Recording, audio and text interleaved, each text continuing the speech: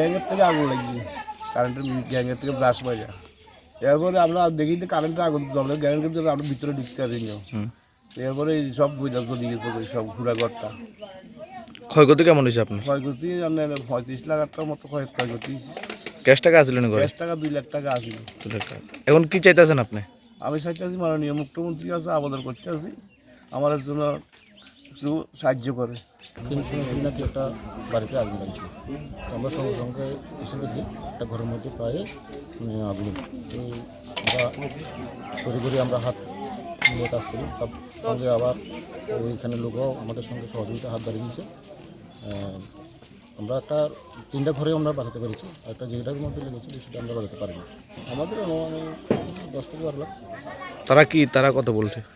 তারা বলছে ক্যাশ নাকি 2 লাখ টাকা ছিল আর 30 লাখের মতন তারা হারিয়ে আর কি। 30 লাখ টাকার মতো।